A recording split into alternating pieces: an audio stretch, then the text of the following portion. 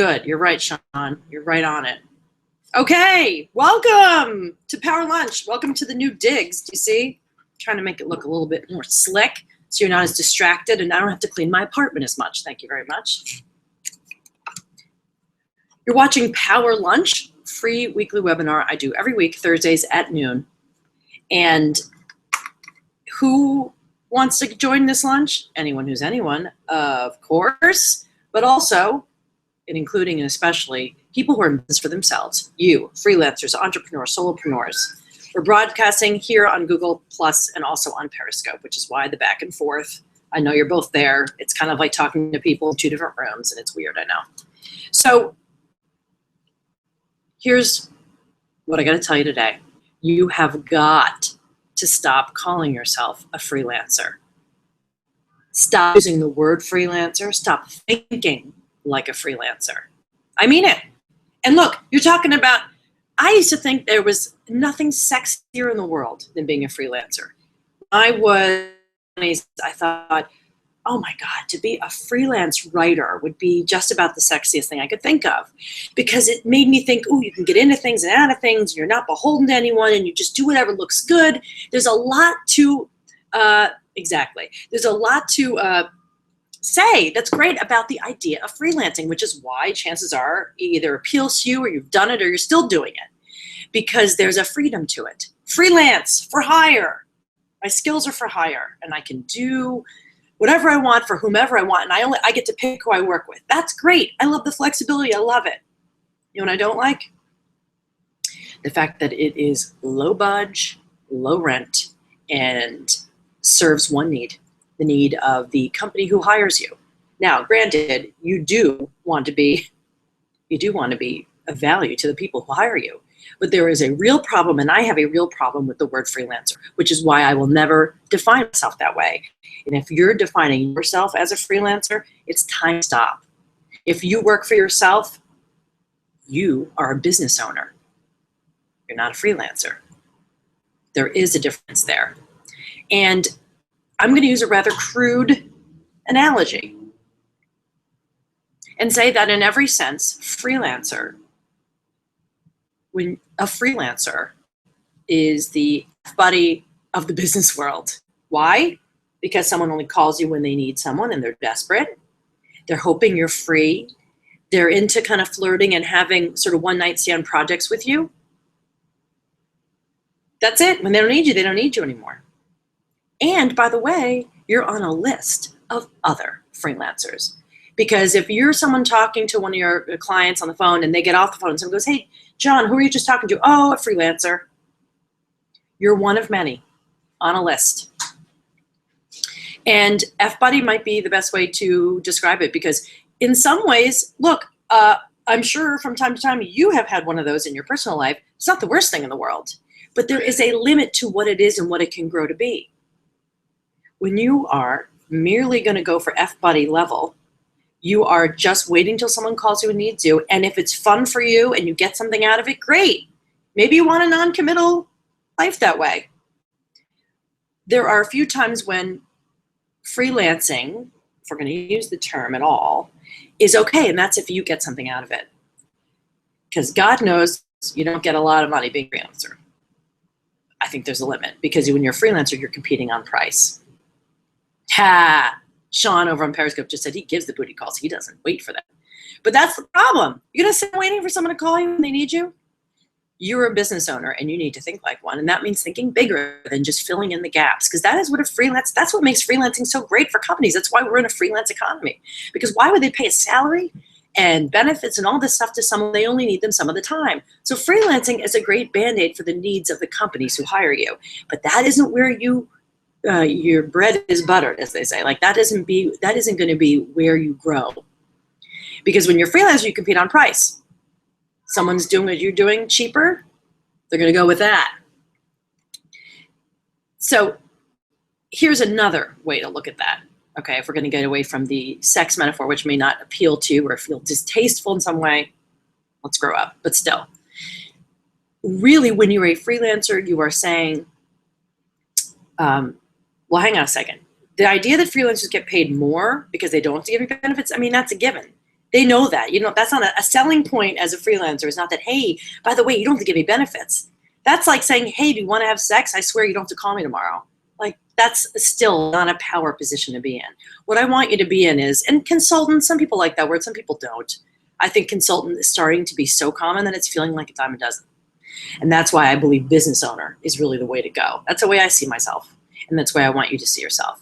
But yes, there's you waiting around. There's you competing on price. There's you trying to just do whatever they need at the time, which is fine. But if you're limited to that, then you are limited in what you can do. Now, there's something else about this. When you're a freelancer, you feel the pressure to do everything yourself because you have this one client, they only want you, and it has to be me, and I have to do everything myself. If you have to do all the work yourself, well, do you have any more hours in the day than anyone else? No. You need to be able to provide for a client without having to do every little detail yourself. And that's where delegating and forming satellite teams comes in. That's why I don't think anyone should really be a solopreneur in the sense of working on their own totally. You don't do it. We are interdependent. We need each other. And why not leverage someone else's best strengths rather than trying to do it all yourself? So it is literally like waiting tables. That is how I see freelancing. It's waiting tables. You're waiting. You're serving them whatever they need right now. And Sabrina, you know what? Hold your question because I want to get to it. You have good questions. I want to make sure that doesn't get lost in the thing. And Lero Medley too. Would you consider personal trainers freelancers? Anyone who's being paid non-committally in a way that you're a contractor is technically a freelancer. So you may, by the way, technically be a freelancer. I'm not saying you're not that or you can't do freelance work. What I am saying is I want you to stop thinking of yourself that way because all you're doing is turning tables. You're waiting until someone's ready or done, or can I get you another Coke, or do you need anything else? And you're just kind of hovering and waiting till someone needs you. I don't wait tables anymore. I don't want to wait tables anymore.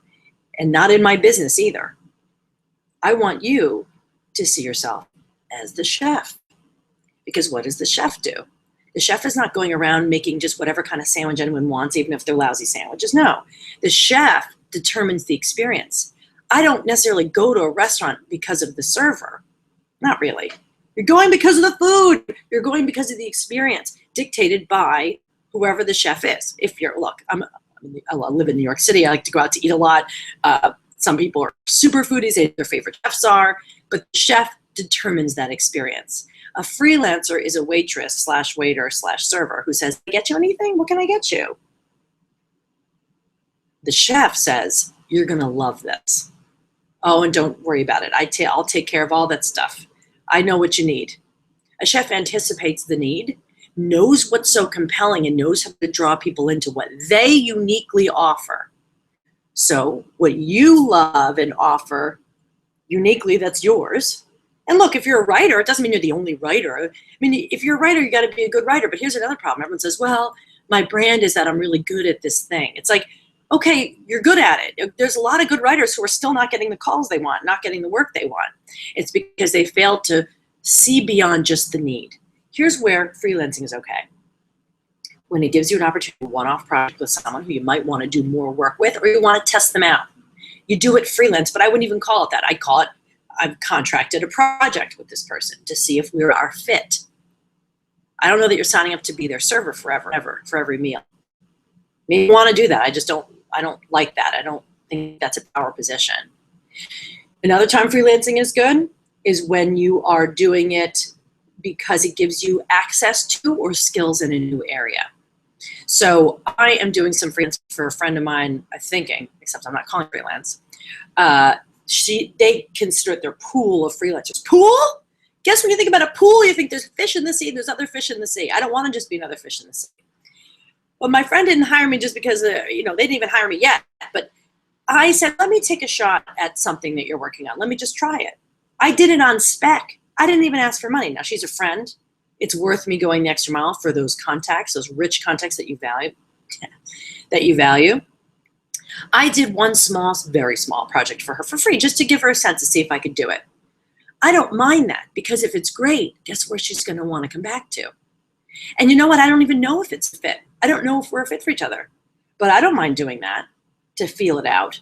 I don't mind taking on a freelance project here and there because I want to see if I want something more of them. Now, I was approached by a major website. I won't say who they are because we're still kind of in talks. A major company, one of the top sites in the country, been around for as long as there's been an internet, basically. And he called me. He's a sales guy. He called me because he was interested in some smaller projects, but he had an eye on the bigger project.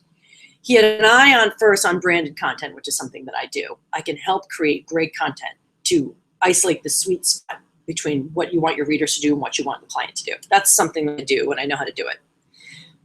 He has that in mind, and that's an easy project. That's a low-hanging fruit. That's a freelance project. You can say, hey, do you want to try this project? But our first call wasn't about just the terms of this project. You do it quick, and here I'm going to pay you nothing for it. He said, but I really want to talk about branding and what you do for companies. He was interested in the big conversation, what the chef had to offer. But at the same time, a chef could be someone who is, solving one small need at a time. Hang on, question. How would you bridge the gap between freelancer and self-employed? I need to bridge the gap. You're self-employed? You're self-employed. That's a box you check on a form. Someone says, well, who do you work for? I say, I'm self-employed. I just don't define myself as a freelancer. I'm not trying to show you the difference in terms of like bureaucracy or labels. A freelancer works for themselves and whoever will pay them to do what they want to do and what they're good at. I'm saying it's just small thinking. Okay, so there's that. So this company, this guy says, well, we have bigger problems. And he gave me a peek into what the bigger problems were. And I said, yes, I am very aware of your bigger problems. I can see looking at the site right now. And he was very interested in the bigger issue. That is where the real business comes from. But he said, in the short term, we do have some smaller freelance type stuff, projects. I call it project-based. He said, we do have some project stuff that we like to, explore. That's an easy sell because that's the short term. And it gives me a chance to prove myself. Hey, shut up over there. Jesus, my cat is like not loving that I have him blocked out of the scene right now. So he said, well, let's talk about the small project. That's easy. Sure, take those projects. But always have an eye on what that bigger picture is and what you have to offer.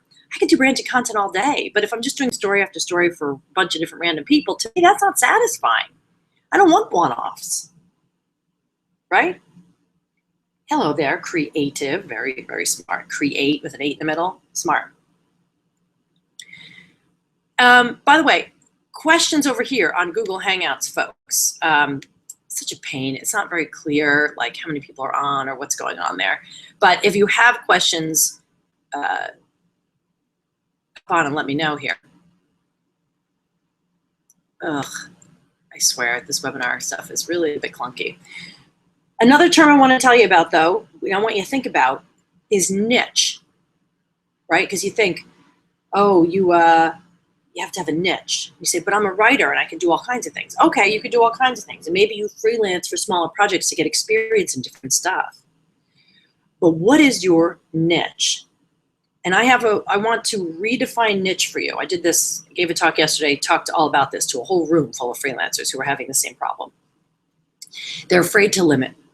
And you're afraid to limit because you say, well, why, when I need money, would I limit the places of the income? Like, why would I cut off opportunity? It's not about cutting off opportunity. It's about identifying what it is that you do really well that no one else does. Your thing, your branded thing. That's what brand is. The brand to your company is what a face is to your body. I could function in some ways without a face. If I just had no face and I could function and do things, my brain was fully active, that's great. But you know what? Without a face, guess what you're going to have a hard time doing? Placing me, finding me in a crowd. Your brand is your professional face. And your niche is not just, well, I only write about this thing. It doesn't have to be that. Your niche isn't the narrowing of your field of opportunity. The niche is your ability to offer something that's really sharp. Because the idea of, oh, I don't want to have a niche, I want to be limited, is like saying, well, I don't want to sharpen my knife. I'd rather be a dull knife that cuts everything poorly. Really? That doesn't make any sense whatsoever. You want something sharp. Even if you offer a thing, say you sell jewelry. Okay, I did that for a while. Sold jewelry through a major distributor that was like Party Plan, that kind of thing. Yes, you're right, creative. I used to say, then there's people who are personal trainers, people who teach someone else's methodology, and they say, well, how do I make, if I'm teaching someone else's methodology, but I'm self-employed, kind of like you're franchising someone else's ideas. That's okay. You still have your own take.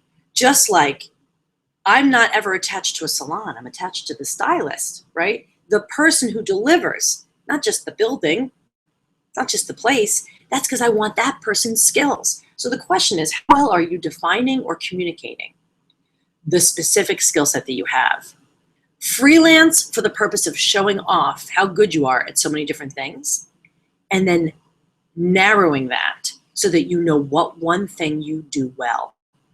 Do you even know what that is? I talked to a therapist the other day, not my therapist, but a therapist who was looking to escalate her brand in the media. And I said, what's your thing? Like, what are you really good at? How are you, in my mind, like the chef of your operation? And she said, oh, I'm really good at listening. I'm good at making people feel heard and feel supported. I'm really great at communication. I said, congratulations, you are a therapist. You already knew that. That's not the only thing. So you did that. You do that. Great. There's a million people who identify as a therapist who does that thing well. They do that well. What's your thing, your take, your specific flavor, your signature thing? As you can imagine, I have figured out what mine is. And that's because I also asked other people. Good question. Best way to actually communicate that brand? Yes, and I will tell you that. My particular brand, there's a lot of people talking about branding. There's a lot of people talking small business. I'm not trying to be like all of them. I am at my best when I'm the most me, and I pull no punches. I'm incredibly direct. I think on the spot. I can innovate on the spot. I break through people's ways of thinking. I know I do that better than anyone I know. That's my thing. So what is your thing? That is something to think about. And I'll give you an exercise to try. But first, the question was, how do you communicate that? How do you communicate that thing you do really well? Do you do it in a website? Do you do it in social media? Do you do it in proposals? Answer, everywhere. There should never be a time anywhere where you're putting your brand out there that you're not communicating that thing. In my mind, really powerful branding is that golden thread that is strings through everything you do. It's a thing that everything hangs on. So that anything you offer has that thread embedded in it. It's you. The hard part is figuring out what that thread is. Because then what happens is it's like trying to sell a car. You go, well, I have good brakes, I have good this, I have good that, I have a nice auto body. As a proofreader and translator, can I offer something unique to clients? Okay, so hang on. So that's like a specific skill you're looking for. And that's task versus service-oriented stuff. So hold on to that thought for a sec. But there should be everywhere. That stitch, figure out what that stitch is, and you color everything with it. Everything should be stitched with that thread. Now, one exercise for you to try, I'll tell you, is to do the wild card exercise. Pull that up. The way you identify, by the way, this is a whole other thing. We don't even have time to get into it today, so we're going to do it another time. I want you to think about, the part of the wild card exercise is thinking about what people think of you, what they tease you about, what they think you're really great at. What do you always get complimented on? What are people always shocked about you, about something about you that surprises them? That thing isn't so separate from your brand and your business. If you can find a way to work that together, you can figure out what your brand is. It's there, you have one. You just haven't done the digging to find it. Now, for instance, and how do you find that? To be really, a chef anticipates need, anticipates hunger, appetite, knows the kinds of things that its crowd wants, knows how to draw people in. So let's say you're a proofreader, just by way of example from someone who just joined us. If you're well, I'm really good at proofreading, so I'm a proofreader. So hey, do you need a proofreader? That's freelance work. If you literally only want to do proofreading and you love it, and that is literally all you want to do, great. You know why? Because the world is riddled with typos. But the task you do is proofreading, but that's not the service. You have to look bigger for the service. The service isn't just proofreading. The service is making sure that someone else looks smart in front of everyone else. It's making sure your client is never embarrassed, never looks dumb. That's the fear, right? You don't want to look stupid. A proofreader is in many ways someone who protects the reputation of the person who's client, whoever your client is. But very few proofreaders do. They assume everyone knows what a proofreader is, which kind of we do know. But if you want to be a proofreader that stands out, identify and anticipate my need. And my need isn't just I need a proofreader, because guess what? You're 45 an hour, you're 25 an hour, I'll go with 25. If you say I'm a seasoned proofreader, I have had years of experience, and I have a thing for catching anything that's wrong. I am a total perfectionist. That's what you want in a proofreader. I have an eye for anything that could possibly snag for the reader. You're talking about proofreading. And my goal, let's say as a proofreader, is to help you be as powerful and persuasive a presence without being hung up by error. Don't get by error. Don't show flaw. Yes, good difference. Did you see the difference though? You have to tackle the emotional need. They're not our proofreaders because I don't want to look stupid that I missed something. So if I were a proofreader today, if I decide I'm going to be a proofreader, I'm going to put a website out that's a proofreader, one tagline I might play with, I just thought of now, and it may not be the best thing ever, is I don't miss a trick.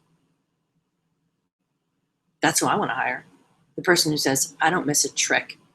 I will comb over your stuff so carefully that it is flawless, and also make sure you look smarter than you ever dreamed you could be. Hey, that's a value add right there. If you say, well, I'm going to fix errors, then I'm just going to go to the cheapest person who fixes errors. You got me? Lastly, that other question you just had up there was, how do you communicate? No, what did you just say? See, this is the problem with Periscope. The questions come up, and then before you can get to it, they disappear. I'm so sorry. It's like when I'm in the middle of talking and this thing pops up. It's like, yeah, right, I'm not going to. Scaling the business, right. If you're so fanatical about growing clients' businesses that you don't grow your own, what I always say is, well, I hope you like building other people's houses. Are they going to let you live in it? No? Then you better have something you're building on your own. How do you scale it? How do you make time?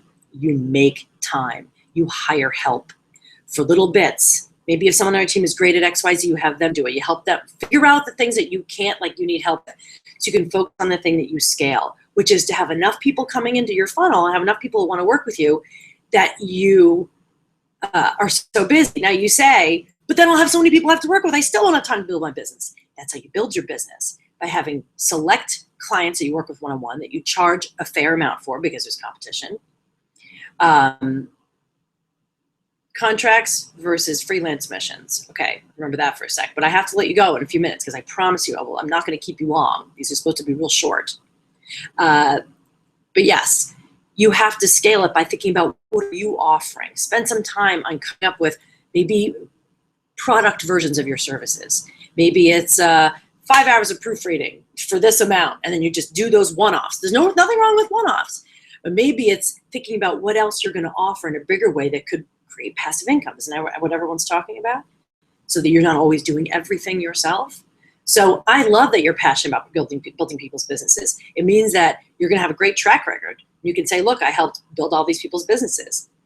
That is partly building your own business. It's not so much an either or, but you've got to make sure that you have a leg to stand on in what you're doing. Now, do I use contracts? Mine, I'm not the best at this, granted. I do contracts that are basically written in English, not legalese, agreement. I say, here's the things we're going to do. Here's the time we're going to do it. Here's the cost. Here's how the payment plan is. Here's how we know we're on track, blah, blah, blah, blah. So I do a pretty informal agreement because I don't get into business with people I don't have a sense are, decent people. Passive income and proofreading, I have thought for you. But you should have contracts. Don't use me as your example. That's not my sweet spot. I need to figure that out. But absolutely, you can have you said versus missions. You should have a mission for your business. It has nothing to do with an agreement or contract. A contract is for a specific amount of work and to make sure that everyone's asses are covered. Now, if you're a proofreader, this is proofreading day, and you want to scale a business, how about teaching people what are the top errors they should look for? What are the most mistakes that you catch again and again? As a proofreader, you see the same thing over and over again. What if you offered a little package so that someone could use your expertise to teach their own team? You say, oh, but that's going to put me out of business. Do you want to be proofreading everyone's stuff in the whole world? You don't have time for it. So maybe it's something like that. Maybe you have a blog. There's plenty of people who are proofreaders of blogs, but what are you putting out into the world of value that people come for? Again, you being the chef, you being the one that people come for. Oh, she's the best. Oh, why? Because she knows where to put commas in? No, she never lets me look bad in front of other people. There is the sell. Training programs, information products. I mean, look, we're all in this together, right? I'm doing it too. This is an example. I do this for free because I think it's important to connect with people and always be working on these ideas together and have an outlet for people who we might not want to, we might want to know each other. You never know. I'm giving that out because it's worth it. It's an investment of time. It's an investment of money because I'm obviously spending on this and I'm doing something else. But my parting message for you is to, when someone that says, what do? You're not a freelancer. You're a business owner. And I want you to stop trading dollars for hours and trade dollars for value. It doesn't mean you get to just charge $1 million and expect people to pay for it because you're worth it. Well, no, you're only worth what people are willing to pay. So you make sure that you're re-delivering on that. You got me? God, we could go on for hours about this. Be the chef, stop being the server, stop turning tables, and use freelance strategically. Now, before you go, we're right on time.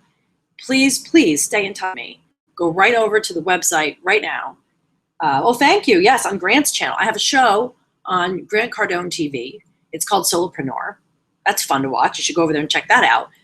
I also would love it if you would join my little world at terryjusbeshow.com and sign up for my newsletter, brand new. I just had one go out. It's going to go out twice a month. That's it. And it's called Brand Spanking News. I would love you to join. And thank you for being here today. If you have suggestions for topics, by the way, things you wish would be covered at Power Lunch, I'm all ears. I'm creating an edit calendar right now. So tweet me, email me, terry@terryjusbeshow.com. Would love to hear from you. Thanks, guys, for another great week and for keeping me focused, too. We'll talk to you soon.